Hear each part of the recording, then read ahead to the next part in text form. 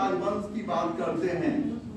मौर्य वंश का अंतिम शासक बृहद्रथ था और बृहद्रथ के सेनापति का नाम पुष्यमित्र शुंग था और पुष्यमित्र शुंग जाति का ब्राह्मण था।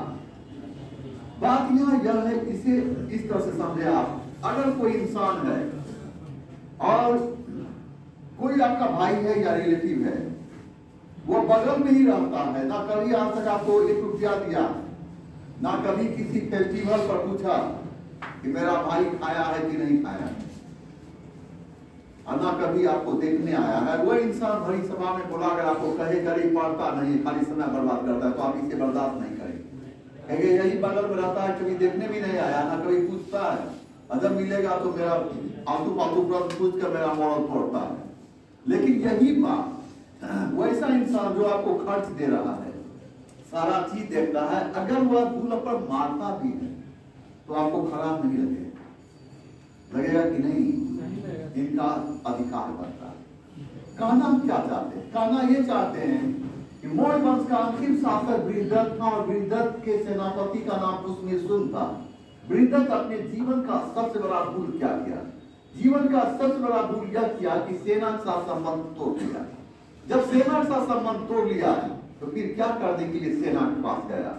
जब सेना के पास गया तो भरी सभा में अपने सेनापति पुष्यमित्र शुंग को अपमानित कर दिया। पुष्यमित्र शुंग रोने लगा और कहा कि मेरे राजा, रोज हमारी सेना हमसे पूछती थी कि मेरा राजा देखने में कैसा है, बोलता कैसा है, कपड़ा कैसे पहनता है। अंधेरी रात में आसमान को देखते हुए अपनी सेना को सुला देते थे, कहते थे मेरे जवान सो जाओ, तुम्हारा राजा आज न कल तुम्हारे पास होगा। जब पता चला कि आप आ रहे हैं, हमारी खुशी का ठिकाना नहीं रहा।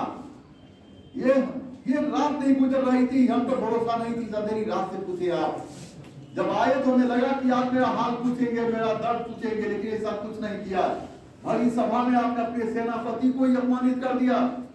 राजा याद रखना है, किसी राजा के सीने का कवच उसका सेनापति होता है।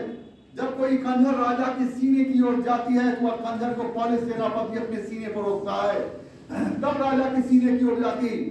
आपने भरी सभा में अपने सेनापति को अपमानित कर दिया। ये राजा याद रखना, मैं जाति का ब्राह्मण हूँ, अपमान नहीं बर्दाश्त करता, चलाएंगे तलवार, खामोश कर देंगे जिंदगी।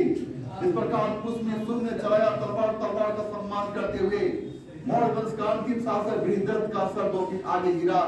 इस प्रकार पुष्यमित्र शुंग ने 150 ईस्वी पूर्व में बृहद्रथ की हत्या करके जिस राजवंश की स्थापना के इतिहास में हम इसे शुंग राजवंश के नाम जानते हैं। पुष्यमित्र शुंग की 2 राजधानियां थी, पाटलिपुत्र एवं विदिशा। विदिशा वर्तमान समय में मध्य प्रदेश में स्थित है। पुष्यमित्र शुंग के शासन काल में 2 बार यवन आक्रमण हुए थे। भारतीय साहित्य में यूनानी को यवन के नाम से पुकारा गया।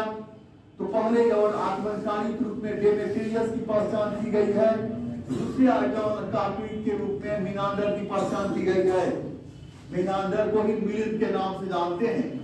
पुष्यमित्र शुंग अपने शासन काल में 2 बार अश्वमेध यज्ञ किया था। दूसरे अश्वमेध यज्ञ में पतंजलि स्वयं पुरोहित का काम किया था। पुष्यमित्र शुंग को बौद्ध धर्म का विरोधी कहा गया। पुष्यमित्र शुंग को बौद्ध धर्म का विरोधी इसलिए कहा गया क्योंकि इसने अशोक द्वारा निर्मित कई स्तूपों को नष्ट करा दिया था। लेकिन बाद के समय में पुष्यमित्र शुंग बौद्ध धर्म का विरोधी नहीं रहा। भरूच स्तूप वर्तमान समय में मध्य प्रदेश के सतना जिले में स्थित है। भरूच स्तूप में लगे लकड़ी के जंगले की जगह पुष्यमित्र शुंग ने पत्थर का जंगला लगाया था। जंगला क्यों बुलाते हैं? शुंग राजवंश के शासक भागभद्र के दरबार में तक्षशिला के शासक एंटियोकस ने एक राजदूत भेजा था जिसका नाम था हेलियोडोरस। हेलियोडोरस भागवत धर्म को मानने वाला था। हेलियोडोरस के विषय में हमें जानकारी विदिशा स्थित बेसनगर स्तंभ अभिलेख से मिलती है। शुंग राजवंश का अंतिम शासक देवभूति था। देवभूति की हत्या करके वासुदेव कनो ने जिस राजवंश की स्थापना की थी उसे हम कनो राजवंश के नाम जानते हैं और कनो राजवंश का अंतिम शासक सुशर्मा था। आज की मुलाकात बस।